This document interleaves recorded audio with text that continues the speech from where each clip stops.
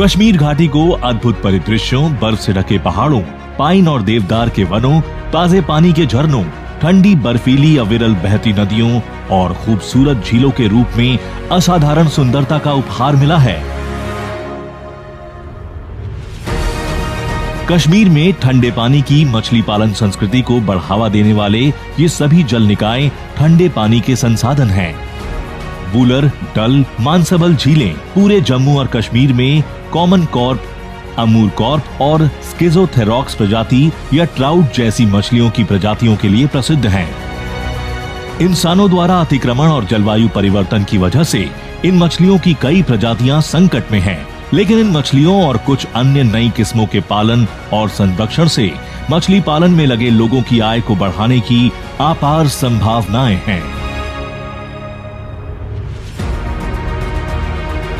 यही वजह है कि भारत सरकार ने पहाड़ी राज्यों के ग्रामीण और शहरी क्षेत्रों की खाद्य और रोजगार सुरक्षा को बढ़ाने के लिए एक महत्वपूर्ण कार्यक्रम mission cold water fisheries development action plan शुरू किया है। ये देश भर के किसानों की आय को दोगुना करने के विशाल मिशन का एक हिस्सा है। विज्ञान से आत्मनिर्भर भारत के इस एपिसोड में हमारी टीम ने देश में कश्मीर घाटी के कुछ अनोखे ठंडे पानी के मछली पालन अनुसंधान स्टेशनों का दौरा किया। इस दौरे का मकसद ये देखना और समझना था कि देश में ठंडे पानी की मात्स्यिकी को बढ़ावा देने में वैज्ञानिक अनुसंधान और प्रबंधन का उपयोग किस प्रकार किया जा रहा है। इसमें national fish seed, national fish feed farm और मछलियों के लिए जम्मू और कश्मीर का पहला एक्वा क्लिनिक भी शामिल है। तो चलिए हमारे साथ इस अद्भुत और अनोखी यात्रा पर।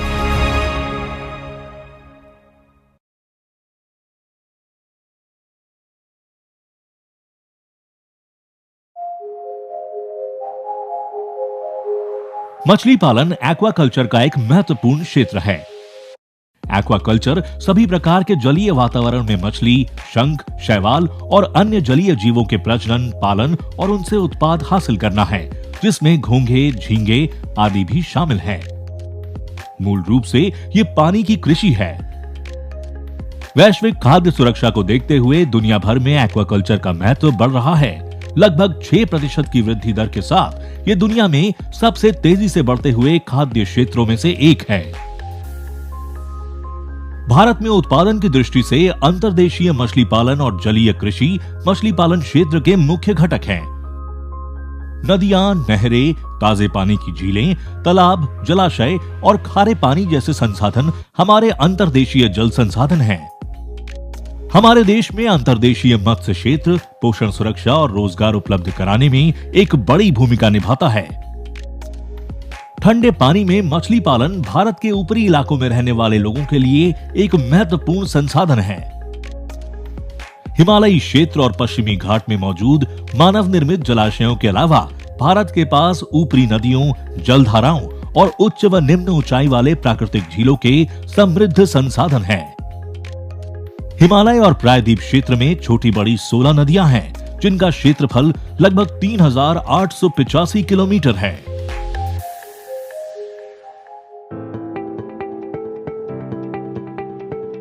भारत में ठंडे पानी का मछली पालन ताजे पानी के मछली पालन में एक महत्वपूर्ण स्थान रखता है।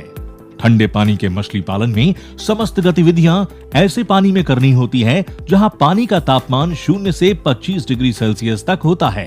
ठंडे पानी के मछली पालन के लिए गर्मियों में भी पानी का तापमान 25 डिग्री सेल्सियस से अधिक नहीं होना चाहिए।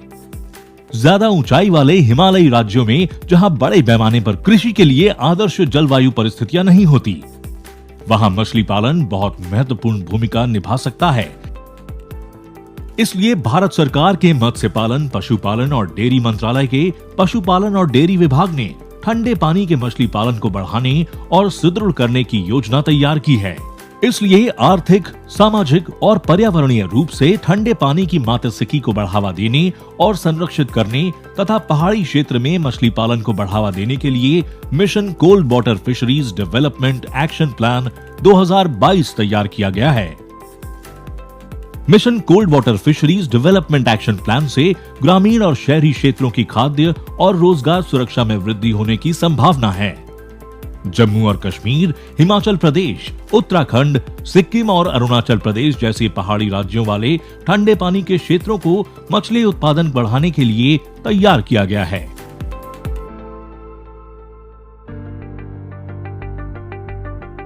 जम्मू और कश्मीर के केंद्र शासित प्रदेश और हिमाचल प्रदेश जैसे अन्य हिमालयी क्षेत्र ठंडे पानी में मछली पालन, विशेष रूप से रेनबो ट्राउट के उत्पादन को बढ़ावा देने में सबसे आगे है।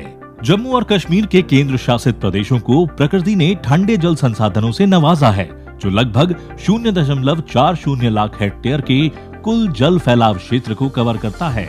ये संसाधन तेज प्रवाह वाले ठंडे पानी की धाराओं, झीलों, हिमानद नदियों, नालों, झरनों और उच्च ऊंचाई वाले झीलों के रूप में मौजूद है। इस तरह के पानी में विभिन्न प्रकार की मात्स्यिकी जैसे ठंडे पानी की मात्स्यिकी, खेल मात्स्यिकी, जलाशय मात्स्यिकी आदि के विकास की काफी संभावनाएं हैं। खाद्य मांग और पोषक तत्वों को पूरा करने तथा रोजगार पैदा करने में इनकी भूमिका को नजरअंदाज नहीं किया जा सकता। कश्मीर घाटी और लद्दाख ठंडे पानी के क्षेत्र हैं। इन क्षेत्रों की अनुकूल कृषि जलवायु परिस्थितियों के कारण ट्राउट और कुछ चाइनीज कॉर्प के संवर्धन पर ध्यान केंद्रित किया गया है, जिसमें निम्न तापमान और पहाड़ों की नदियों तथा जलधाराओं में ठंडे पानी की प्रचुरता शामिल है।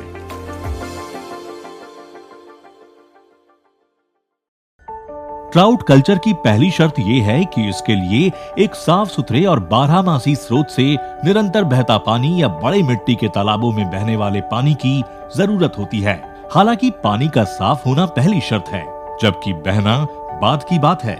दूसरी, ट्राउट को अच्छी तरह से विकसित करने के लिए पानी का तापमान कम होना चाहिए, यानी 5 से 18 डिग्री सेल्सियस। ट्राउट बीज या निषेचित अंडों वाले तालाब या टैंक की गहराई 1.5 मीटर और आयाम 17x3x2 मीटर का होना चाहिए।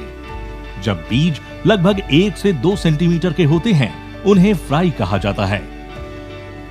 जैसे जैसे फ्राई 10 से 15 सेंटीमीटर या लगभग 1 उंगली के आकार के बराबर हो जाते हैं, उन्हें अंगुली मिन कहा जाता है।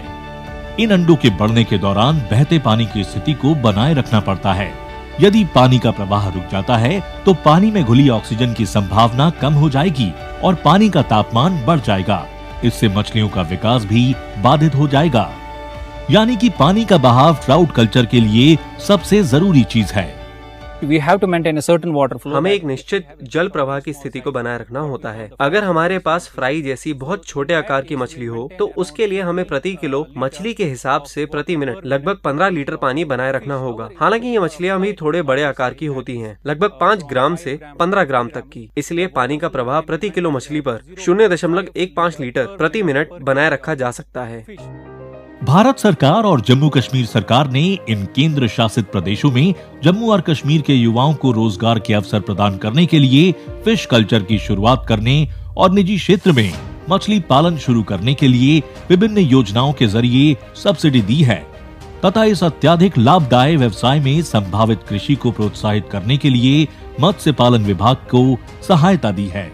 प्रधानमंत्री मत्स्य संपदा योजना के तहत मछली पालक किसानों के 2 सबसे महत्वपूर्ण मुद्दों पर ध्यान दिया जा रहा है, जिसमें राष्ट्रीय फिश सीड फार्म में उन्नत प्रौद्योगिकियों की स्थापना, सक्षम फिश फीड मिल्स की स्थापना और एक्वा क्लिनिक का निर्माण शामिल है। नेशनल फिश सीड फार्म और फिश मिल्स घाटी के मछली पालकों को मछली के बीज और चारे की निरंतर आपूर्ति सुनिश्चित करते हैं, जबकि शेर कश्मीर कृषि विज्ञान और प्रौद्योगिकी विश्वविद्यालय में स्थित एक्वा क्लिनिक मछलियों में किसी भी संभावित बीमारी के खतरे के निदान और उपचार में मदद करता है। नेशनल फिश सीड फार्म की स्थापना मछली के गुणवत्तापूर्ण बीजाणु और उनके अंडों को विकसित करने के उद्देश्य से की गई थी, ताकि निजी मछली किसानों को इनकी आपूर्ति की जा सके। मछली फार्म के वैज्ञानिक भी संरक्षण कार्यक्रमों के माध्यम से मछली के बीजों को फिर से संचित करके कश्मीर के प्राकृतिक जल निकायों में मछली पकड़ने के अत्यधिक दोहन के साथ संतुलन बनाने का काम करते हैं। फार्मर जो होते हैं उनको गवर्नमेंट की मुख्तलिफ स्कीम्स आती है, तो उनको पहले साल हम यहाँ से फ्री ऑफ कॉस्ट सीड देते हैं। तो अगले साल उनको फिर जब उनका क्रॉप तैयार हो जाता है तो दूसरे साल वो यहाँ से जो है कॉस्ट में सीड ले जाते हैं, लेकिन उसमें उनको बहुत मिनिमल कॉस्ट देना पड़ता है। जैसे कि अगर हमारा सीड 10 रुपये में तैयार होता है तो हम उनको यहाँ से खाली 3 रुपये में देते हैं।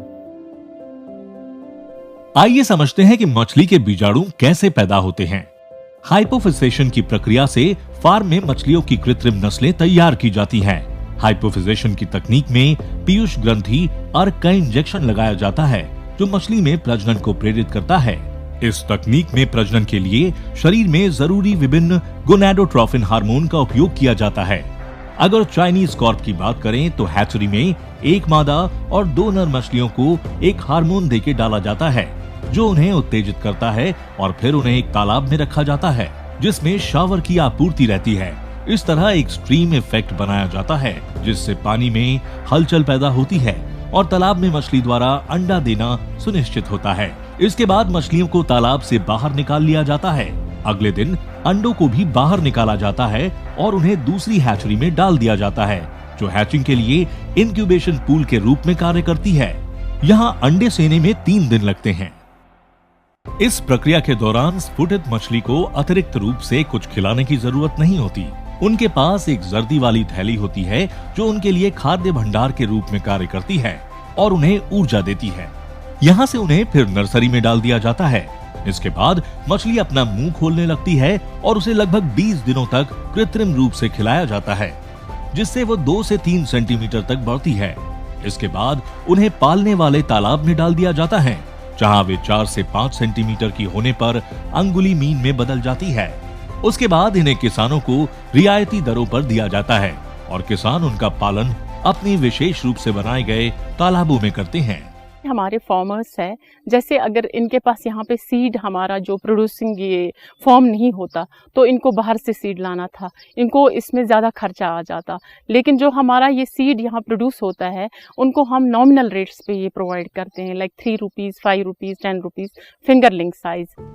मछली पालन में दूसरी सबसे महत्वपूर्ण आवश्यकता मछली का फीड यानी चारा है।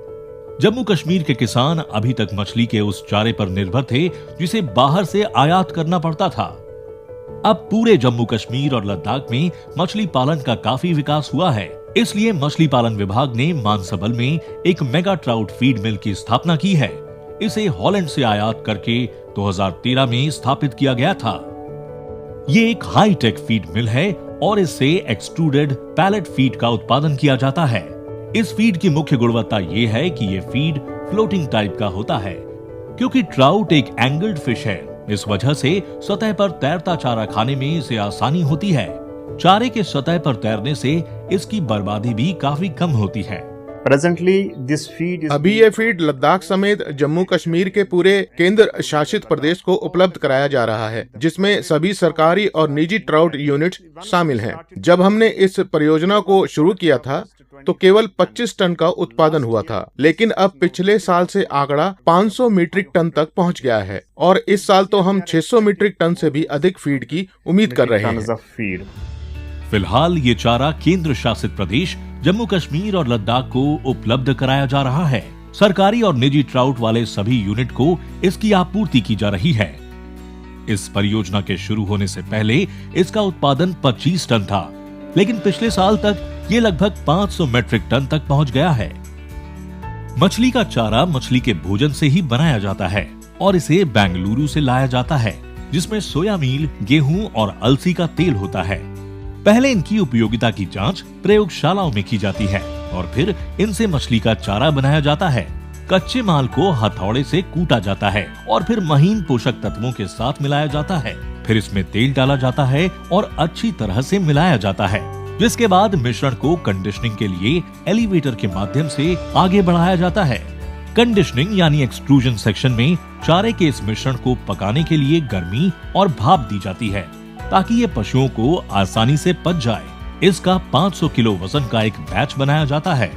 बॉयलर चलाया जाता है और एक्सट्रूजन के जरिए मिश्रण को छेददार बनाने के लिए भाप दी जाती है। इस प्रकार ये फीड तैरने लायक हो जाता है।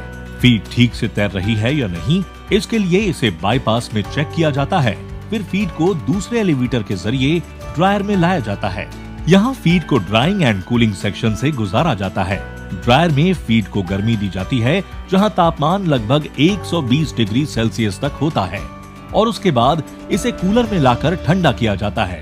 तब कहीं जाकर ये अंतिम उत्पाद तैयार होता है। मशीन में हर थोड़ी दूर पर सेंसर लगे होते हैं।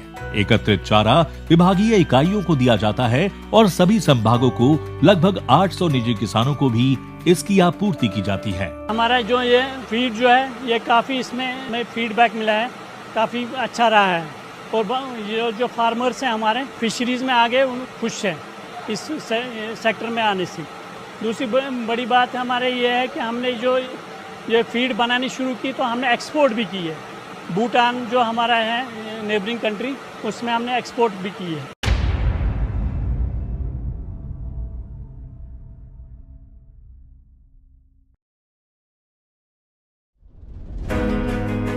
किसानों को चारे और बीज की आपूर्ति के अलावा जानवरों के स्वास्थ्य और अनुकूल स्थितियों को बनाए रखने के लिए एक समर्पित स्वास्थ्य प्रबंधन इकाई एक्वा क्लिनिक यानी मछली अस्पताल की स्थापना की गई थी। ये अनोखा मछली अस्पताल फार्म के नुकसान को कम करने के मकसद से स्थापित किया गया था। ये क्षेत्र में ऐसी पहली पहल है। दरअसल भारत में कुछ ही ऐसे राज्य हैं जिनके पास ऐसी सुविधा है। 2018 में उद्घाटन के बाद इस एक्वा क्लिनिक से 300 से ज्यादा किसान जुड़ चुके हैं। इससे पहले किसान शिकायत करते थे कि उनकी ट्राउट जैसी प्रजातियां अजीबोगरीब कारण से मर रही हैं। इस अस्पताल के विशेषज्ञों ने मछली पर हमला करने वाले विभिन्न रोग जनकों और बीमारियों की पहचान करके निदान और उपचार में उनकी मदद की।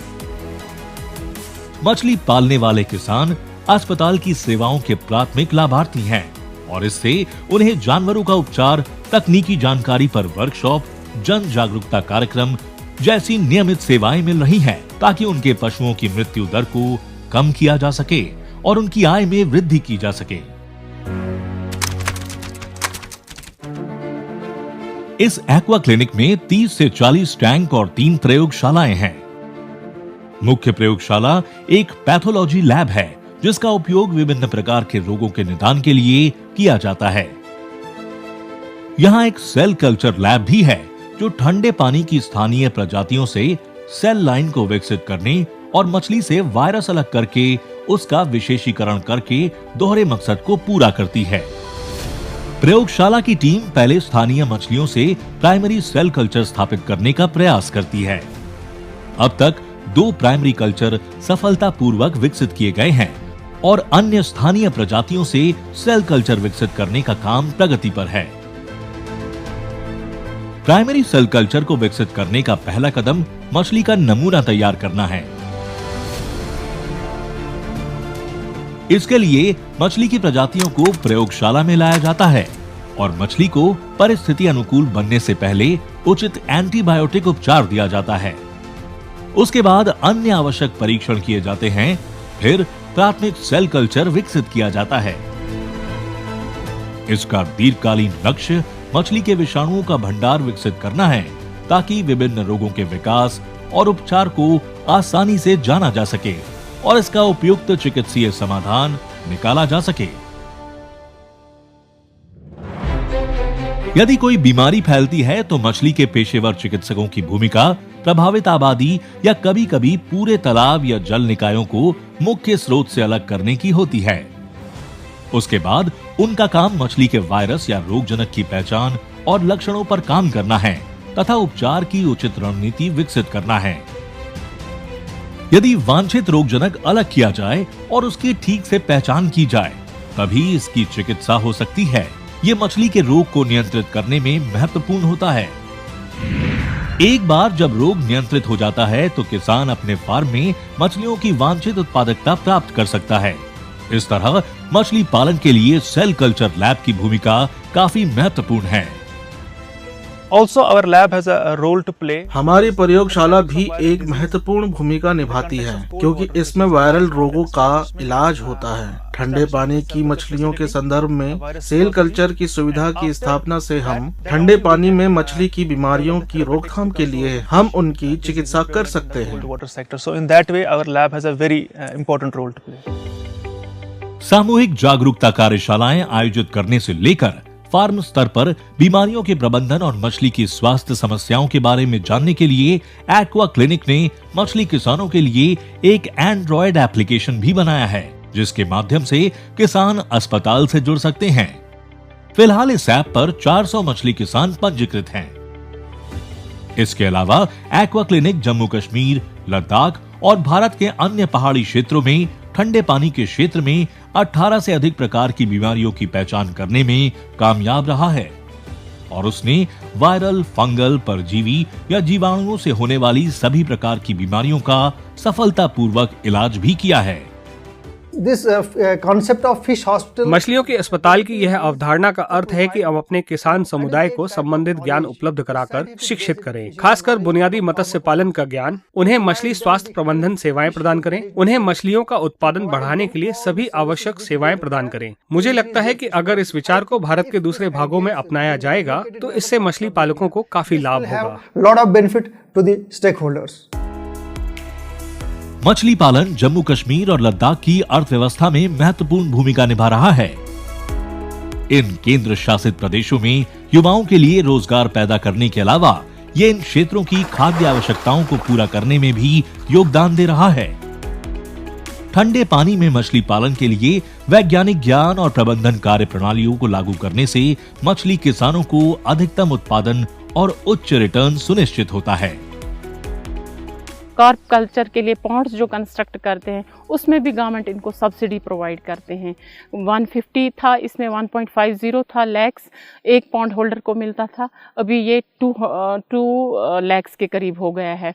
तो ये जब से ये PMSSY स्कीम आ गई है इसमें बहुत ज़्यादा हेल्प हो गया है जनरल मासेस को, जनरल पब्लिक को, और जो SC ST है उनको भी हेल्प हो रहा है। उनके लिए भी एक अलग से ये रखा है, उसमें ये पैटर्न रखा है स्कीम का, बहुत सारी स्कीम्स दी हुई है जिसमें ये अपना ये ग्रुप्स लाइक फीड मिल एस्टैब्लिश कर सकते हैं, सीड हैचरीज कर सकते हैं, जो एक क्लस्टर के तरीके से ले सकते हैं। उसमें गवर्नमेंट इनको सबसे SC ST को ये फ़ायदा है कि उनको ये जो फंडिंग पैटर्न है उनको 40% ही अपना फंड प्रोवाइड करना है, बाकी रेस्ट जो 60% है वो गवर्नमेंट प्रोवाइड करती है। और जो जनरल कैटेगरी में है उसमें फंडिंग पैटर्न है 60% जनरल को खुद देना है और 40% बियर करती है गवर्नमेंट।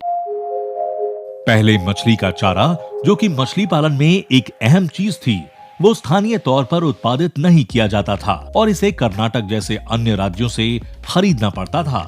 अब जबकि कश्मीर में फिश फीड मिल की स्थापना हो गई है जिससे उच्च गुणवत्ता और अपशिष्ट मुक्त फीड का उत्पादन किया जाता है, तो इससे ये सुनिश्चित होता है कि किसानों को स्थानीय रूप से निर्मित उच्च गुणवत्ता वाले फीड स्टॉक समय पर मिले। ये चारा न केवल किफायती है बल्कि किसानों के लिए लाभकारी भी है। आत्मनिर्भर भारत कॉन्सेप्ट, अगर हम आत्मनिर्भर भारत की अवधारणा को देखें तो इससे हर भारतीय जुड़ा हुआ है और हमें आत्मनिर्भरता हासिल करने के लिए मिशन से जुड़ना चाहिए। अगर हम अपने किसानों को सशक्त बनाना चाहते हैं तो हमें उन्हें यह विचार देते हैं कि उनके घाटे को कम करके और उनकी मछलियों का उत्पादन बढ़ाकर उनकी आय को दोगुना कैसे किया जाए। इस विचार से हमारे मछली पालक किसान आत्मनिर्भर बनेंगे, उन्हें अपने व्यवसाय में विश्वास पैदा होगा और आखिरकार वह राष्ट्र के विकास में योगदान देने में सक्षम बन सकेंगे। ठंडे पानी में मछली पालन तेजी से एक व्यवहारिक आर्थिक गतिविधि के रूप में उभर रहा है, जो जम्मू कश्मीर, लद्दाख और हिमालयी क्षेत्र के अन्य पहाड़ी राज्यों की भौगोलिक और जलवायु परिस्थितियों के अनुकूल है। ये न केवल क्षेत्र की खाद्य सुरक्षा में योगदान दे रहा है बल्कि स्थानीय युवाओं की उद्यमशील क्षमताओं को भी बढ़ावा दे रहा है, जिससे सैकड़ों रोजगार के अवसर पैदा हो रहे हैं। इस क्षेत्र में होने वाले वैज्ञानिक अनुसंधान और विकास भारत को ठंडे पानी के मछली पालन में वैश्विक मानचित्र पर ला रहे हैं। ये वास्तव में आत्मनिर्भर भारत के विचार को आकार दे रहा है और अगले कुछ वर्षों में किसानों की आय को दोगुना करने के सरकार के मिशन को पूरा करने का एक जरिया साबित हो रहा है।